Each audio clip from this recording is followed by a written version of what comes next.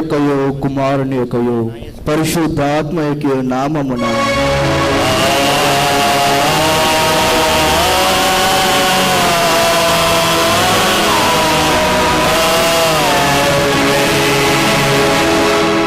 ఓ ప్రభువా, నా పెదవులను తెరువుము.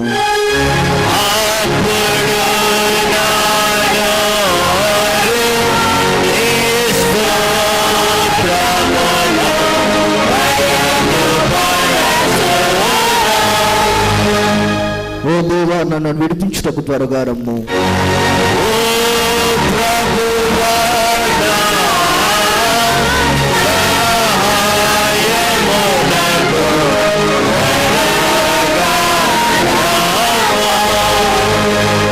తండ్రి,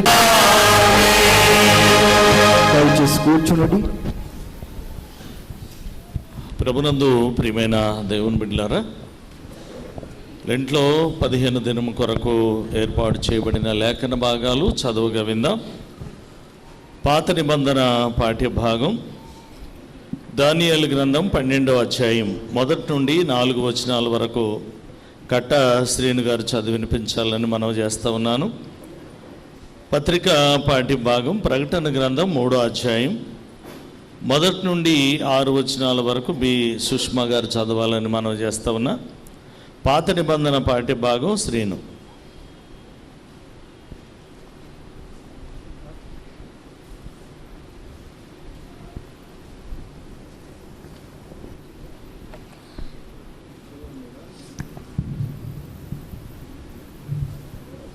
లెంటులోని 15వ దినం కొరకే ఏర్పాటు చేయబడిన పాత నిబంధనలోని దేవుని వాక్యము దానియేలు గ్రంథము 12వ అధ్యాయము 1 నుంచి 4 వరకు.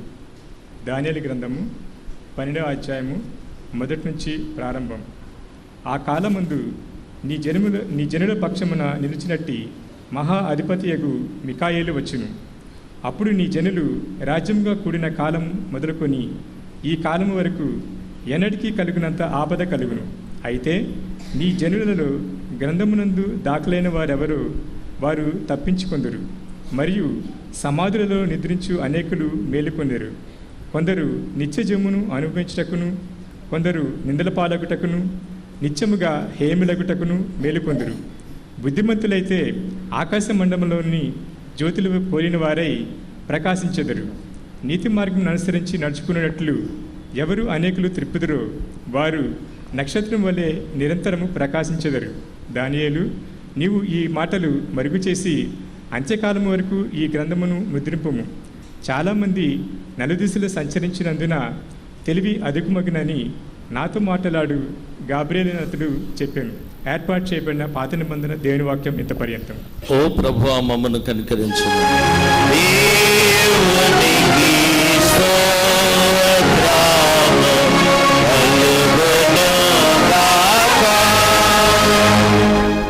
దినం కొరకు ఏర్పాటు చేయబడిన పత్రికా పాఠ్యభాగము ప్రకటన గ్రంథము 3వ అధ్యాయము 1 నుంచి 6 వచనముల వరకు. ప్రకటన గ్రంథము 3వ అధ్యాయము 1 నుంచి 6 వచనముల వరకు. సార్దిస్లో ఉన్న సంగపు దూతకు ఇలాగు రాయము: 7 నక్షత్రములను దేవుని 7 ఆత్మలను గలవాడు చెప్పు సంగతులేవనగా, నీ క్రియలను నేను ఎరుగుదను. ఏమనగా, జీవించుచున్నావన్న పేరు మాత్రం ఉన్నది గాని నీవు మృతుడివే. నీ క్రియలు నా దేవుని ఎదుట సంపూర్ణమైనవి గాను నాకు కనబడలేదు గనుక జాగారూకుడవై చావనయ్యున్న మిగిలిన వాటిని బలపరచుము. నీవెలాగో ఉపదేశం పొందితివో, ఎలాగో వింటివో జ్ఞాపకం చేసుకొని దానిని గైకొనుచు మారు మనసు పొందుము. నీవు జాగారూకుడవై ఉండని ఎడల నేను దొంగవలె వచ్చేదను. ఏ గడియన నీ మీదకు వచ్చేదనో నీకు తెలియదు. అయితే తమ వస్త్రములను అపవిత్రపరచుకొనని కొందరు సార్దిస్లో నీ యొద్ద ఉన్నారు. వారు అర్హులు గనుక తెల్లని వస్త్రములు ధరించుకొని నాతో కూడా సంచరించెదరు. జయించువాడు అలాగున తెల్లని వస్త్రములు ధరించుకొనును. జీవగ్రంథంలో నుండి అతని పేరెంత మాత్రమును తుడుపు పెట్టగా నా తండ్రి ఎదుటను ఆయన దూతల ఎదుటను అతని పేరు ఒప్పుకొందును. సంగములతో ఆత్మ చెప్పుచున్న మాట చెవిగలవాడు వినుగాక. నేటి దినం కొరకై ఏర్పాటు చేయబడిన పత్రికా పాఠ్యభాగము ఇంత పర్యంతము. ఓ ప్రభువా, మమ్మను కనికరించు.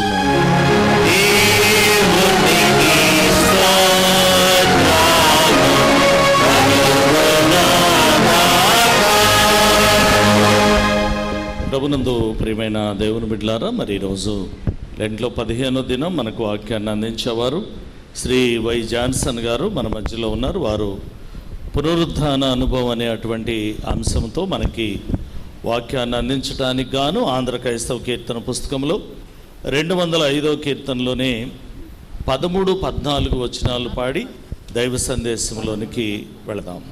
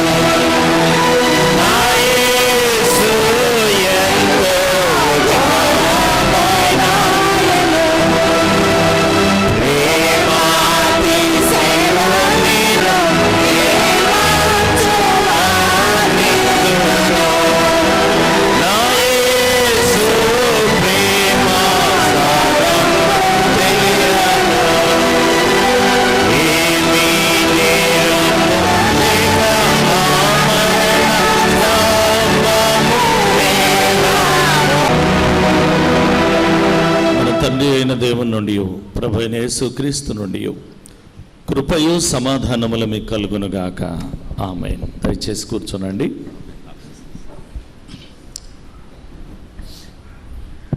మంచిది.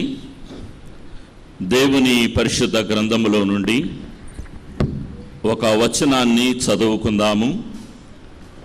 ప్రకటన గ్రంథం 3వ అధ్యాయము 6వ వచనాన్ని నేను చదువుతూ ఉన్నాను. సంఘములతో ఆత్మ చెప్పుచున్న మాట చెవిగలవాడు వినుగాక. చిన్న ప్రార్థన చేసుకుందాం. దయానిధివైన మా తండ్రి, మీకు స్తోత్రములు, వందనాలు చెల్లిస్తున్నాం ప్రభు. ఈ సాయంకాల సమయములో మీ పాద సన్నిధికి చేరి వచ్చి ఉన్నాము. ఈ దినదాసుడను గిద్యోనును గానుగు చాటున దాచినట్లుగా మీ సిలువ చాటున దాచండి. మీ నోటి బోరగా మేముండునట్లు దీవించండి. వాక్యములో ఉన్న ఆశీర్వాదము మేమందరము అందుకొనుటకు కృప చూపండి. జీవవాక్యమై ఉన్న యేసుక్రీస్తు నామములో ప్రార్థన చేసి వేడుకొనుచున్నాము పరమ తండ్రి. ఆమేన్. క్రీస్తునందు ప్రియా దేవుని సంగమా, ప్రభువైన యేసుక్రీస్తు నామములో మీ అందరికీ శుభములు, ప్రేమ, వందనాలు తెలియజేస్తూ ఉన్నాను. మొదటగా త్రియేక దేవునికి కృతజ్ఞతాస్తుతులు, వందనాలు చెల్లిస్తూ ఉన్నాను. సంఘ గురువర్యులు రెవరెండ్ దేవదాస్ గారికి, రెవరెండ్ నానిబాబు గారికి, రెవరెండ్ KTVK కిరణ్ గారికి నా హృదయపూర్వకమైన వందనాలు తెలియజేస్తూ ఉన్నాను. ముఖ్యంగా PCC చైర్మన్ శ్రీ దేటా అశోక్ కుమార్ గారికి, ట్రెజరర్ ఆనందబాబు గారికి, PCC కార్యవర్గం అంతటికి, సంఘమంతటికి యేసుక్రీస్తు నామములో నా ప్రత్యేకమైన వందనములు తెలియజేస్తూ ఉన్నాను. మంచిది. ఈ సాయంకాల సమయంలో దేవుని పరిశుద్ధ గ్రంథములలో నుండి చదువుకున్నటువంటి 2 లేఖన భాగములలో నుండి దేవుని యొక్క వాక్యమును మనము ధ్యానము చేయాలని ఆశపడుతూ ఉన్నాము. సంఘము క్రీస్తు సొత్తు. సంఘము క్రీస్తు సొత్తు. సంఘానికి యజమానుడు ప్రభువైన యేసుక్రీస్తు వారు. 7 సంఘములు దేవునికి లెక్క అప్పచెప్పాలి. ప్రకటన గ్రంథములో 7 సంఘాలను గురించి రాయబడ్డాయి. ప్రతి సంఘము దేవునికి లెక్క అప్పచెప్పాలి. ప్రతి విశ్వాసి దేవునికి కూడా లెక్క అప్పచెప్పవలసిన బాధ్యత ఉన్నది. ఆత్మలను బలపరచటానికి, బలహీనులను బలపరచటానికి యేసుక్రీస్తు వారు పద్మాసు దీపములో ఉన్నటువంటి యోహాను గారికి ఒక వర్తమానము పంపించి, ఈ వర్తమానము రాసి, ఈ మెసేజ్ రాసి సంఘానికి పంపించుము అని తెలియజేస్తూ ఉన్నాడు. మనము వినే ప్రతిసారి ప్రతి మెసేజీ దేవుని చేత మనకు పంపబడుతూ ఉన్నది. దేవుడు మనతో మాట్లాడుతూ ఉన్నటువంటి సత్యాలను మనము గుర్తించవలసిన వారమై ఉన్నామని దేవుని యొక్క సన్నిధిలో మనము చూస్తూ ఉన్నాం. సార్దిసు సంఘాన్ని బలపరచటానికి యేసు ప్రభు వారే స్వయముగా పూనుకొని ఒక మెసేజ్ని పంపించినట్లుగా దైవ సన్నిధిలో మనము చూస్తూ ఉన్నాం. ఈ సార్దిస్ సంఘమును గురించి మనము ఆలోచన చేసినట్లయితే, సార్దిసు సంఘము యొక్క చరిత్ర మహాఘోరమైనది అనేటువంటి మాటలు రాస్తూ ఉన్నారు. విలియం రామ్సే అనేటువంటి దైవజనుడు ఒకప్పుడు ఈ సంఘము మహావైభవముగా ఉన్నది, తర్వాత వర్ణింప శక్యము కాని దుర్దశలోనికి దిగజారిపోయింది అనేటువంటి మాటలు రామ్సే భక్తుడు రాస్తున్నాడు. అతను రాస్తూ ఒక మాట అంటాడు, దుర్దశలోనికి వెళ్ళిపోయింది, దీనిని మించిన సంఘము ఇంకొకటి లేదు అనేటువంటి మాటలు రాసినట్లుగా మనము చూస్తూ ఉన్నాం. ప్రియులారా గమనించండి, ఈ యొక్క సంఘానికి ప్రభు అయిన యేసుక్రీస్తు వారు సుమారు 7 హెచ్చరికలు పంపించాడు. ఈ సంఘానికి సుమారుగా 7 హెచ్చరికలు పంపించాడు. ఒకటి, బ్రతుకుచున్నావన్న పేరు ఉన్నది కానీ నీవు చచ్చిన వాడవే అనేటువంటి మాటలు రాస్తూ ఉన్నాడు. బ్రతుకుచున్నావన్న పేరు మాత్రము ఉంది, నీవు చచ్చిన వాడవే. పేరుకు గొప్ప కదండి, ఊరికి దిబ్బ అని పెద్దలు మాట్లాడినటువంటి స్థితి ఈ సంఘములో స్పష్టంగా కనబడుతున్న స్థితి మనము చూస్తూ ఉన్నాం.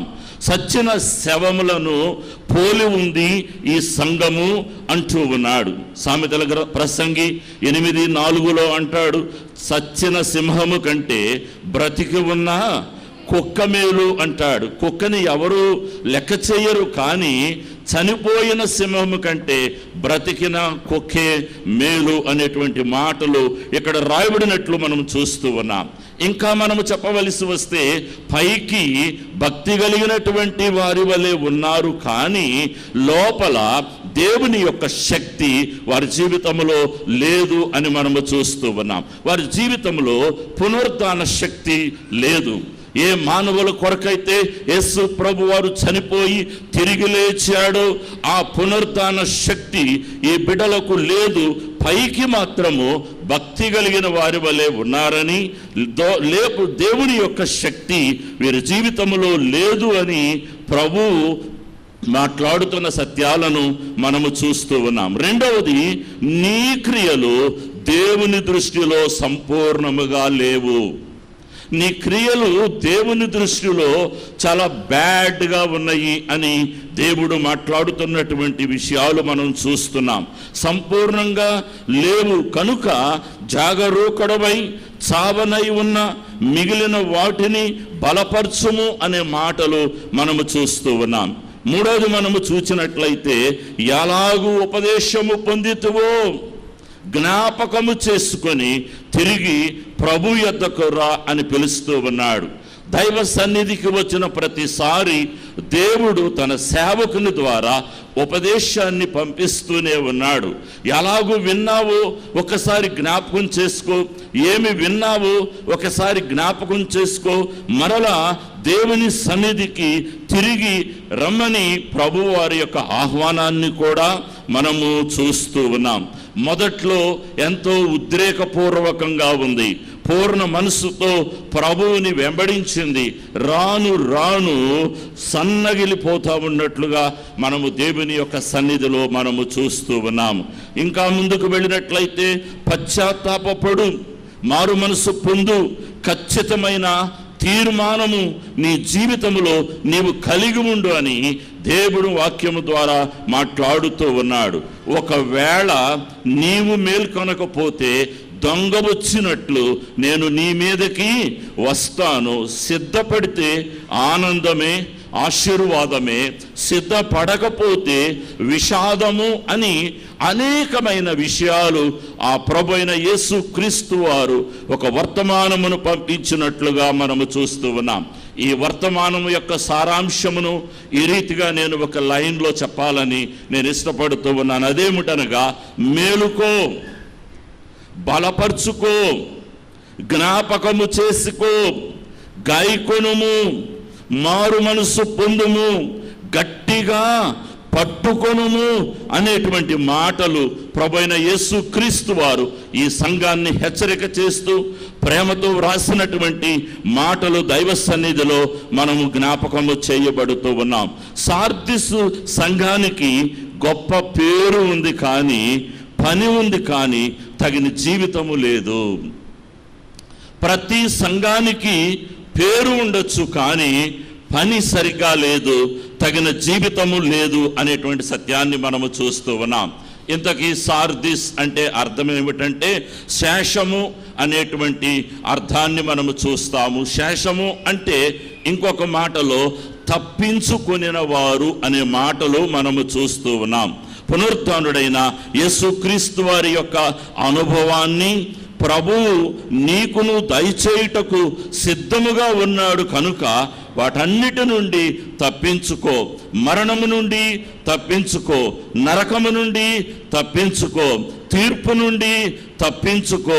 మరలా ప్రభు యొద్దకు నీవు వచ్చినట్లయితే ఆ ప్రభువు నిన్ను తన పునరుద్ధాన శక్తితో నింపి నీకు అనేకమైన దీవెనలు, ఆశీర్వాదములు ఇస్తాడని దేవుని యొక్క వాక్యములో మనము చూస్తూ ఉన్నాం. ఈ మాటలన్నీ మనము ధ్యానము చేస్తూ ఉండగా సార్దిస్ సంఘానికి దేవుడు ఒక గ్రేస్ ఇస్తున్నాడు, అది ఒక కృప ఇస్తున్నాడు. ప్రేమ కలిగినటువంటి దేవుడు అలాగూ మరి నాశనములోనికి వెళ్ళుట ఆయనకి ఇష్టము లేదు కనుక ఒక గ్రేస్ ఇస్తూ ఉన్నాడు. ఈ గ్రేస్ ఎలా ఇస్తున్నాడంటే, కిడ్నీ చెడిపోయినప్పుడు, ఓకే, కిడ్నీ చెడిపోయినప్పుడు మనిషి ప్రమాదములోనికి వెళ్ళి చనిపోవటానికి అవకాశం ఉన్నది.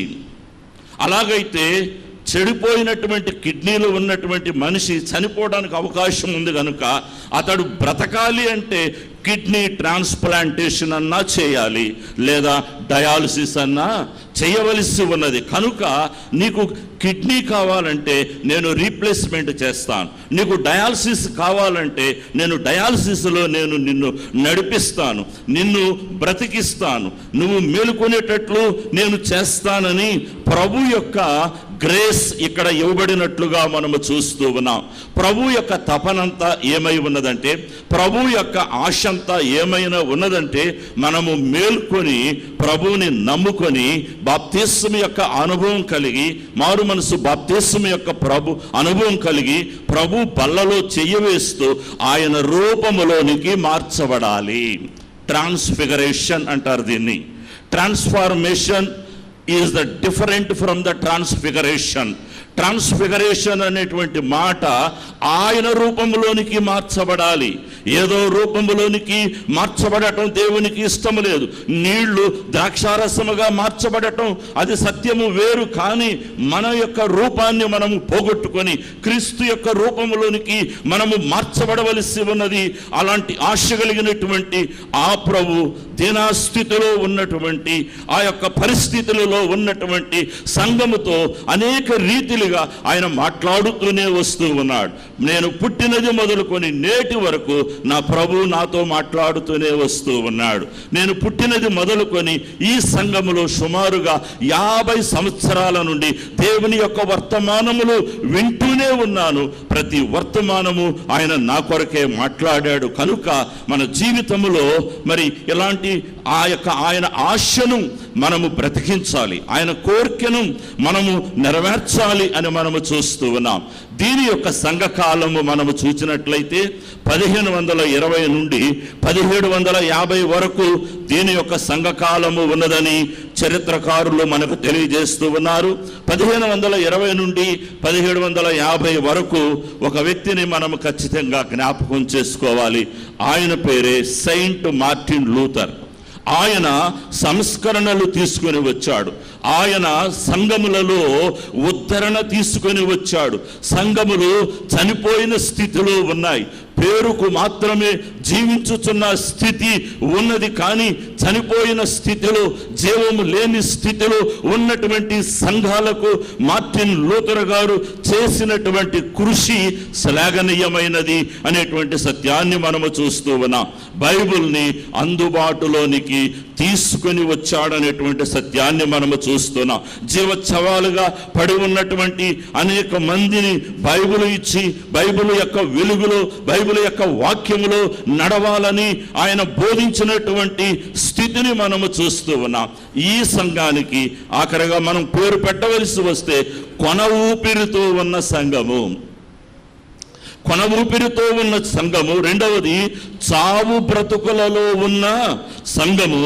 మూడవది కోమాలో ఉన్నటువంటి సంఘము. కోమాలో ఉన్న సంఘముతో ఎవరైనా మాట్లాడతారా? కొన ఊపిరితో ఉన్న సంఘముతో ఎవరైనా మాట్లాడతారా? చావు బ్రతుకులలో ఉన్న సంఘముతో ఎవరైనా మాట్లాడతారా అంటే ఎవరు మాట్లాడినా, ప్రేమించినా ప్రేమించకపోయినా మన ప్రభు అయిన యేసు క్రీస్తు వారు ఆయన మనతో మాట్లాడాలని, మనలను బ్రతికించాలని, ఈ చావు బ్రతుకులలో కొన ఊపిరితో ఉన్న సంఘాన్ని గురించి బైబిల్ గ్రంథములో 2 ఇలస్ట్రేషన్ మీ మధ్య ఉంచాలని నేను ఆశపడుతూ ఉన్నాను. సిలువలో వేలాడుతున్నటువంటి దొంగను మనము చూస్తూ ఉన్నాం.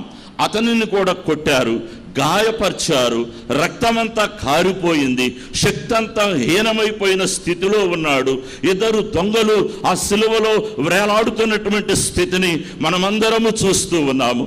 ఆ స్థితిలో కొన ఊపిరితో ఉన్నటువంటి ఒక దొంగ యేసు ప్రభువుతో మాట్లాడుతూ ఉన్నప్పుడు ఆ కొన ఊపిరితో ఉన్న దొంగని బ్రతికించి జీవము కలిగిన దేవుని యొక్క సన్నిధిలోనికి, పరలోకములోనికి చేర్చిన ఇలస్ట్రేషన్ మనము చూస్తూ ఉన్నాం. అది మన ప్రభు మనకు ఇవ్వాలనుకుంటున్న దీవెన.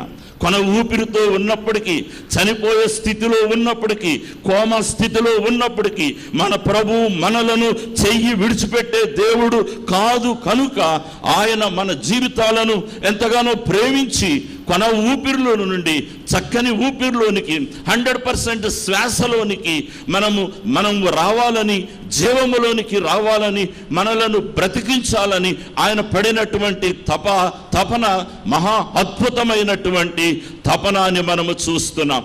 ఆయన చనిపోయినా పర్వాలేదు, కానీ ఆయన ఎదుట ఎవరు చనిపోకూడదని నిశ్చయించుకున్నాడు కదండి.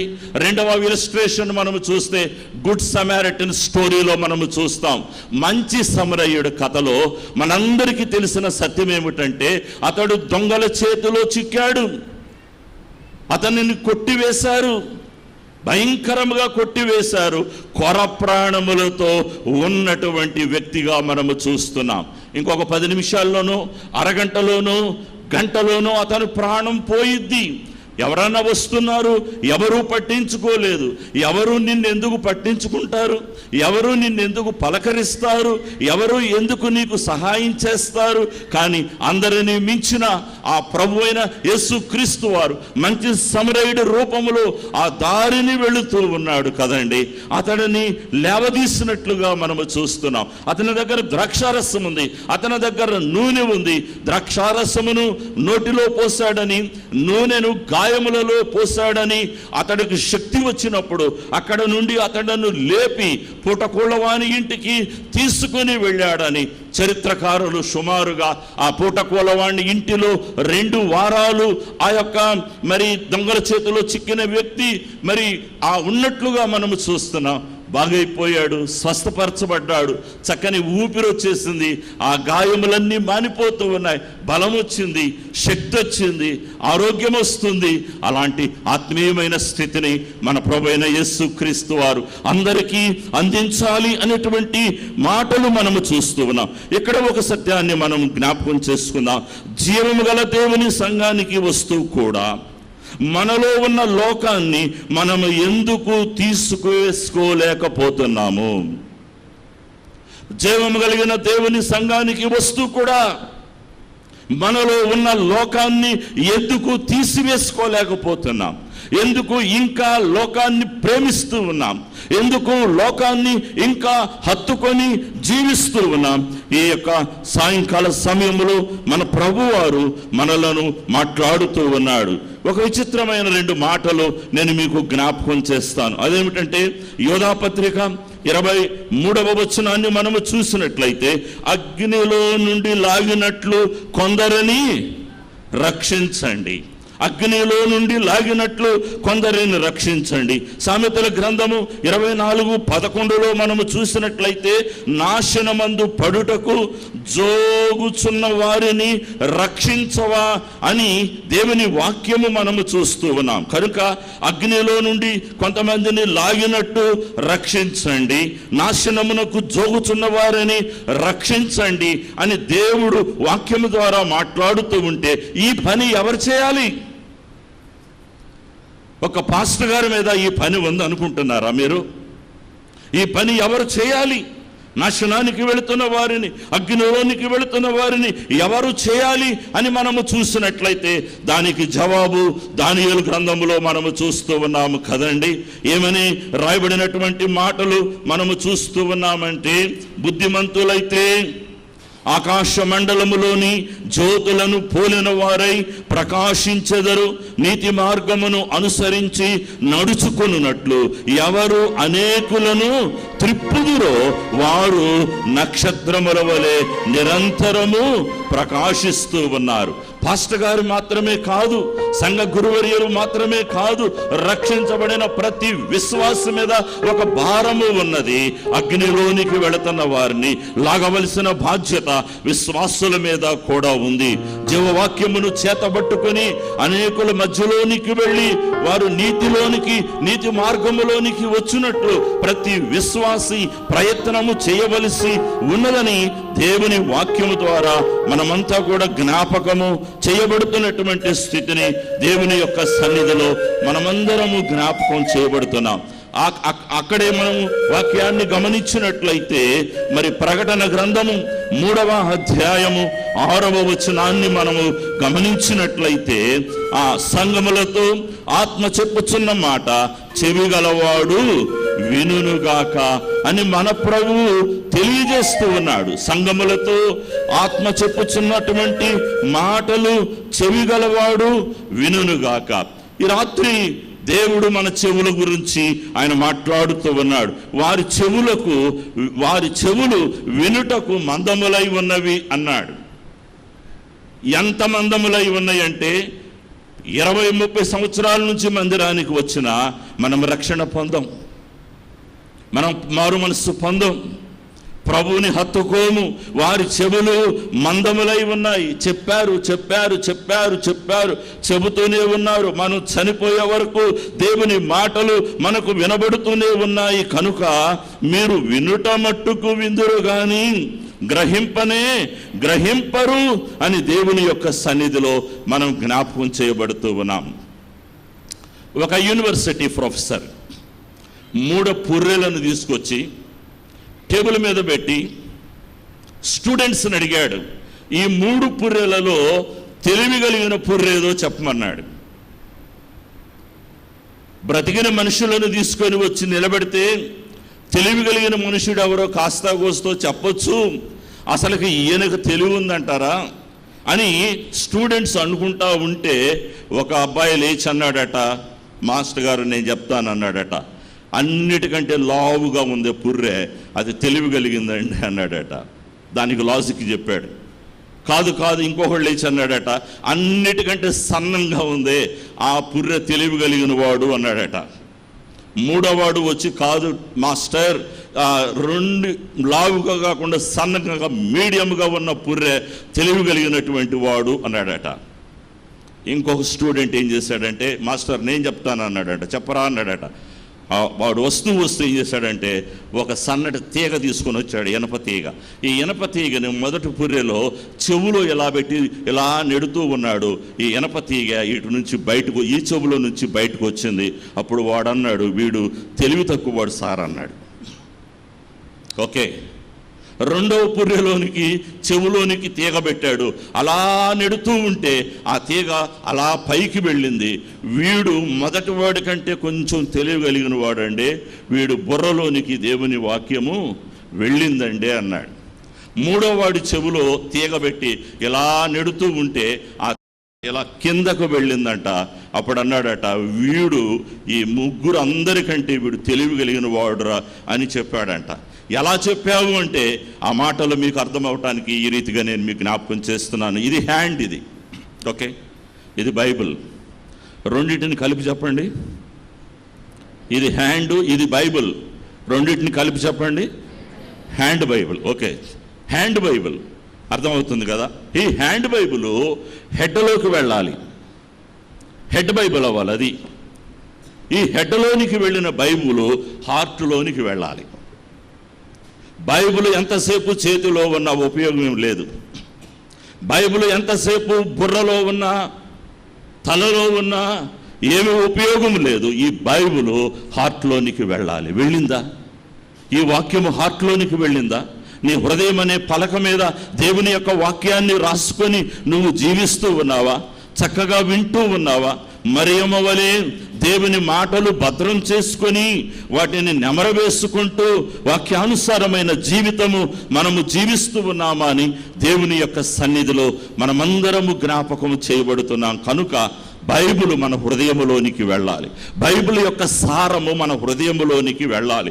వాక్యము ఏమి చెబుతూ ఉందో దానిని మనము గ్రహించాలి, దాని ప్రకారము మనము జీవించాలని దేవుని యొక్క సన్నిధిలో మనమందరము తెలియజేయబడుతూ ఉండగా హృదయములో వాక్యం ఉండాలి. హృదయము అన్నిటికంటే మోసకరమైనది, అది ఘోరమైన వ్యాధి కలిగింది. ఆ వ్యాధిని బాగు చేసేది బైబిలే, ఆ వ్యాధిని బాగు చేసేది వాక్యమే, ఆ వ్యాధిని బాగు చేసేది మన ప్రభువైన యేసుక్రీస్తు వారే.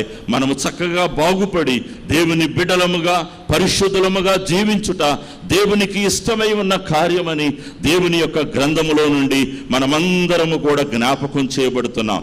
ఇంతవరకు సార్దిసు సంఘములో ఉన్నటువంటి తప్పులేమిటో ప్రభు చెబుతూ ఉన్నాడు. వాటన్నిటి నుండి బయటకు రమ్మని ప్రభు బోధిస్తూ ఉన్నాడు. మంచిదే. అయితే ఈ సార్దిసు సంఘాన్ని గురించి ఇంకొక మాట మనము చదువుకోవాల్సిందే. ఆ మాట చాలా అమూల్యమైనటువంటి మాట. అయితే మనము చూస్తూ ఉన్నాం.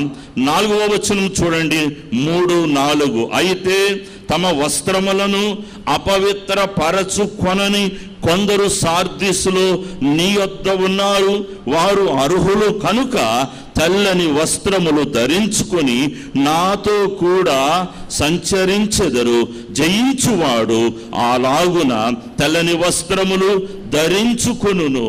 జీవ గ్రంథములో నుండి అతని పేరు ఎంత మాత్రమును తుడుపు పెట్టక నా తండ్రి ఎదుటను ఆయన దూతల ఎదుటను అతని పేరు ఒప్పుకొందును అనేటువంటి మాటలు మనము చూస్తూ ఉన్నాము కదండి.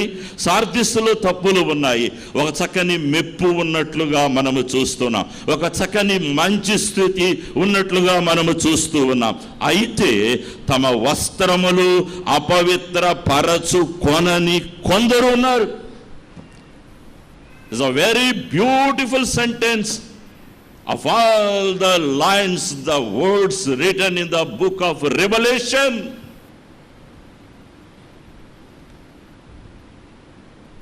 వస్త్రములు అపవిత్ర పరుచుకొనని వారు, మురికి బట్టలతో ఎవరైనా చర్చికి వస్తారా?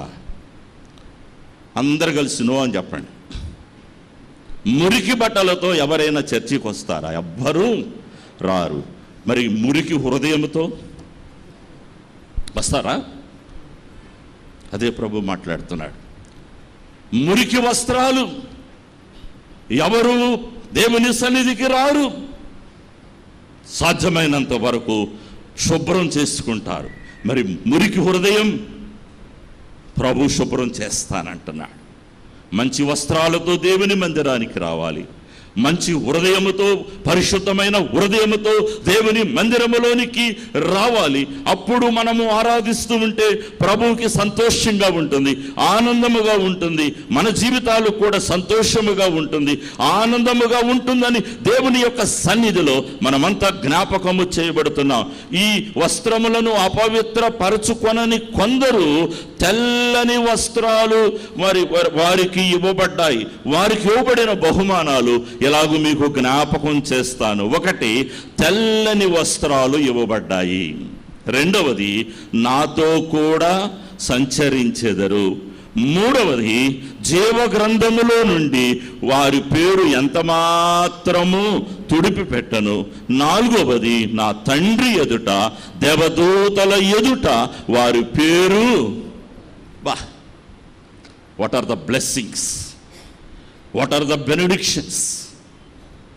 దేవుని కృప, దేవుని ఆశీర్వాదములు. వస్త్రాలు అపవిత్ర పరచుకొనని వారు కొంతమంది ఉన్నారు. వారు తెల్లని వస్త్రాలు ధరించుకొని నాతో కూడా సంచరించెదరు. జీవగ్రంథములో నుండి వారు పేరు ఎంత మాత్రమును తుడిపివేయను. నా తండ్రి ఎదుట, దేవదూతల ఎదుట వారి పేరు. Yes, he's the right one. యేసు ప్రభు అంటాడు, ఇతడు చాలా మంచివాడు. తండ్రి ఈ పిల్లవాడు చాలా మంచివాడు. తండ్రి ఈ అమ్మాయి చాలా మంచిది, ఈ తల్లి చాలా మంచిది, ఈ తండ్రి చాలా మంచివాళ్ళు. వీళ్ళు నాకు బాగా తెలుసు. I know them very well. భూమి మీద యేసు ప్రభుని ఎవరు ఒప్పుకుంటారో పరలోకములో యేసుక్రీస్తు వారు తండ్రి ఎదుట, వీరు నీ పిల్లలయ్యా. నేను భూలోకానికి వెళ్ళి రక్తము కార్చినప్పుడు రక్తములో కడగబడి వారి రక్తములో వారి వస్త్రాలను తెలుపు చేసుకున్నారు. ప్రకటన 7:14 మనం చూస్తాం. అలాంటి పిల్లలయ్యా వీళ్ళని. వారిని గురించి రికమెండేషన్ చేస్తాడు, వారిని గురించి మెచ్చుకునేటట్లు చేస్తాడు. ఈ బిడ్డలు చక్కగా బ్రతికారయ్యా, జీవించారయ్యా, సాక్ష్యము కలిగి బ్రతికారయ్యా, పరిశుద్ధము కలిగి జీవించారయ్యా, మీ కొరకు ప్రయాసపడ్డారయ్యా, మీ సువార్త ప్రకటించారయ్యా, మీ యొక్క నామమును భూమి మీద వాడికి చేతనైనంత వరకు మహిమపరుస్తూ వచ్చారయ్యా. ఆ బిడ్డలను నేను ఒప్పుకుంటాను.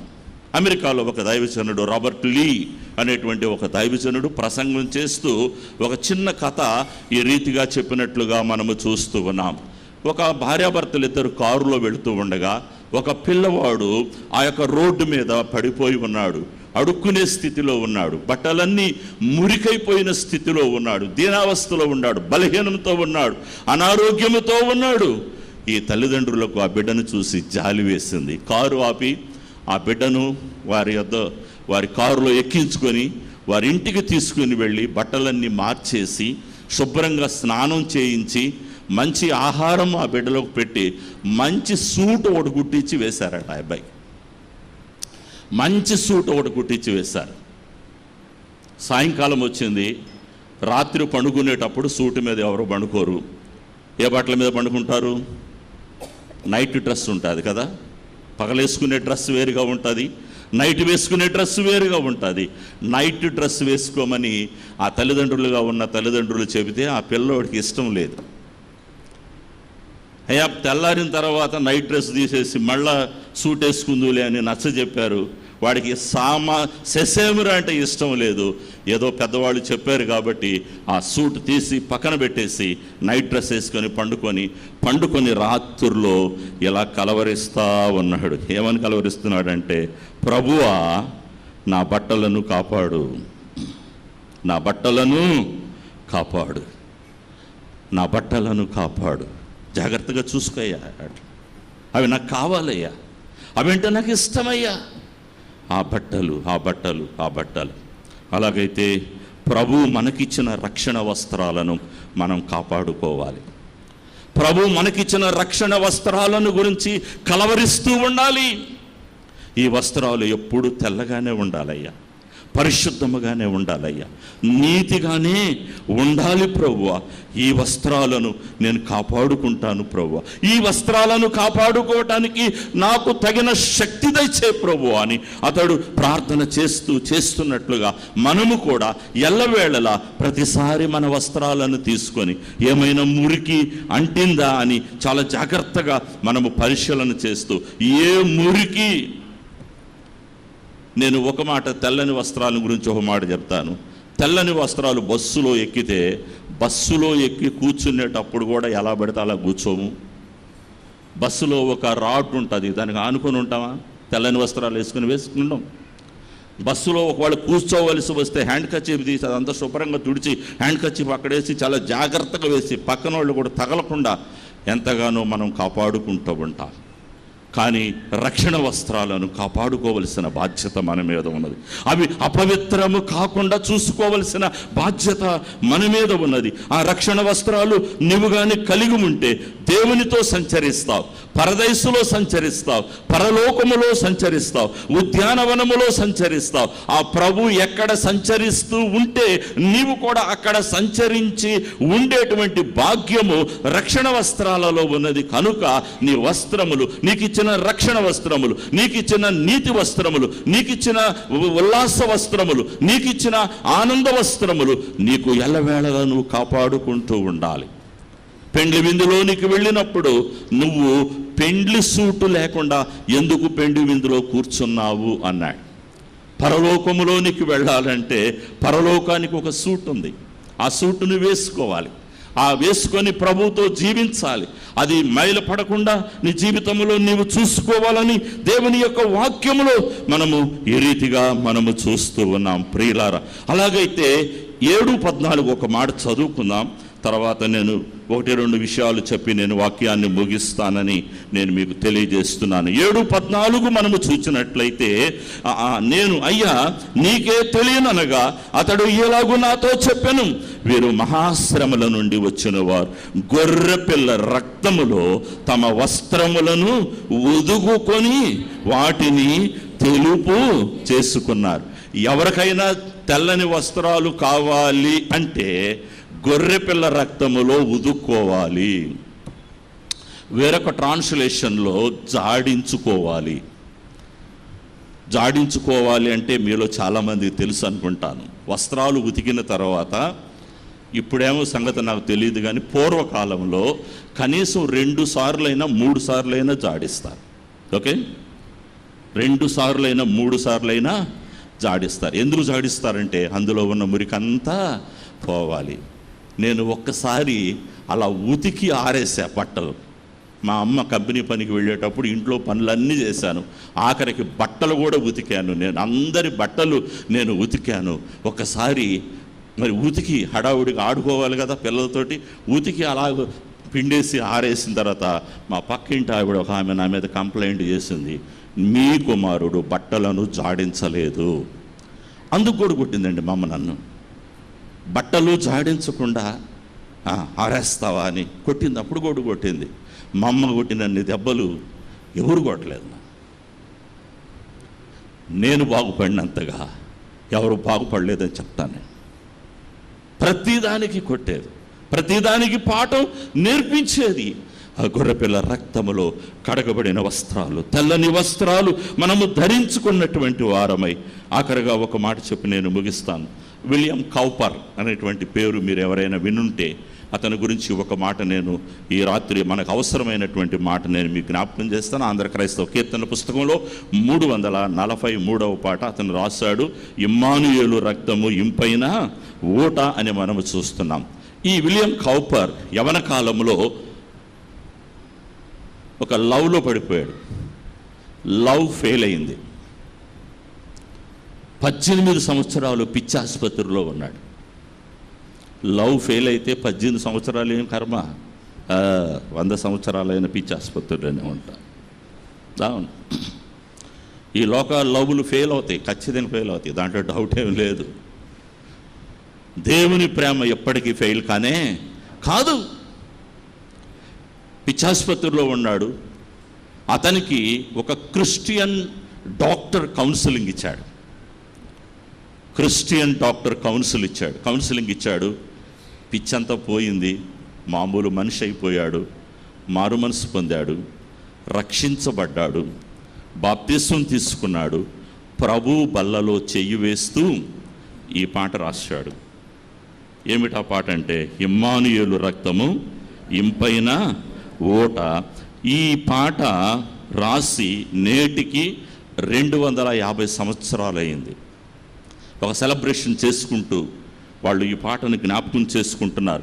ఈ పాట ప్రభురాత్రి భోజనములో అన్ని మిషన్ల వారు పాడుకుంటారు, అన్ని దేశాల వారు పాడుకుంటారు, అన్ని భాషలలో పాడుకుంటారు, ఇష్టంగా పాడుకుంటారు.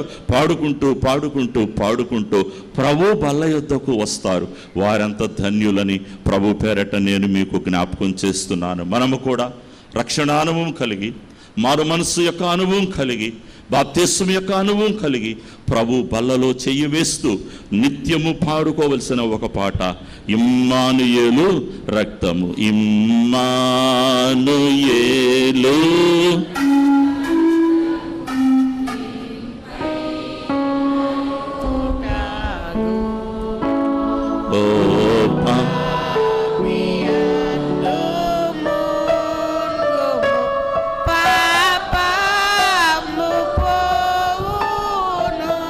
మంచిది.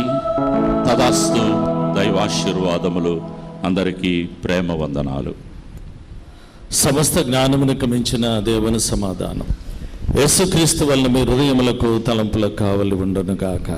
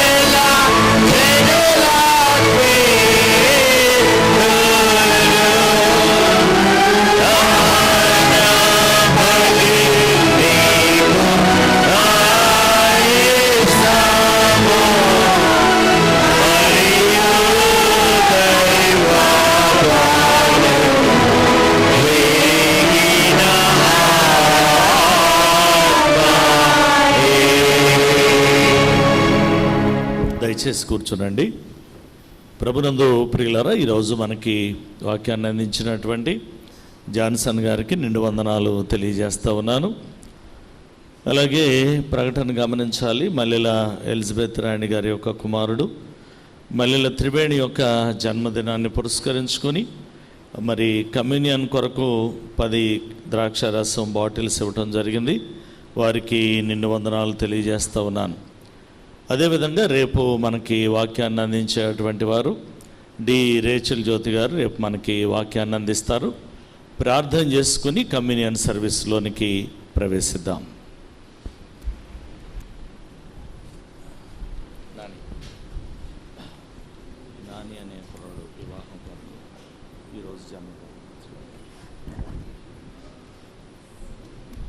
ప్రార్థింతుము. పరిశుద్ధుడు అయిన మా తండ్రి, ప్రేమ కలిగిన మా రక్షక, మీ ఘననామానికి లెక్కలేని స్తుతులు స్తోత్రాలు చెల్లిస్తూ ఉన్నాం.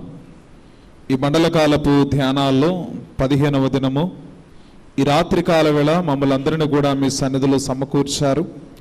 చేరినటువంటి మేము ఇంతదనక మీ నామాన్ని స్తుతించాము, ఆరాధించాము, ఘనపరిచాము.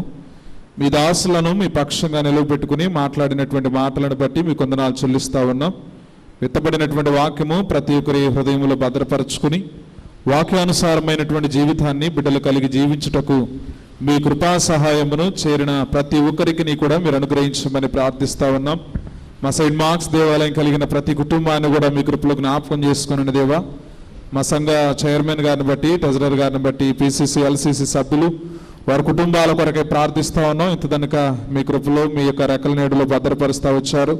అదే రీతిగా మా సంఘ స్త్రీల సమాజము, యవన బిడ్డలు, సండే స్కూల్ మినిస్ట్రీ, బాలబాలికల కొరకై ప్రార్థిస్తూ ఉన్నాం. బిడ్డలు చదువులు ఇంత కనుక మీ సహాయం అనుగ్రహించారు. మరి 10వ తరగతి పరీక్షలు జరుగుతూ ఉన్నాయి. ఇంత కనుక రాసినటువంటి పరీక్షలు మీ సహాయం అనుగ్రహించారు. ఇంకనూ మిగిలినటువంటి పరీక్షలు మీ జ్ఞానాన్ని, తెలివిని, వివేచనను బిడ్డలకు మీరు అనుగ్రహించమని ప్రార్థిస్తూ ఉన్నాను దేవా. కష్టకాలాల్లో, శ్రమల్లో, వ్యాధుల్లో, బాధల్లో ఉన్నటువంటి కుటుంబాలను మీ కృపలో జ్ఞాపకం చేసుకునండి.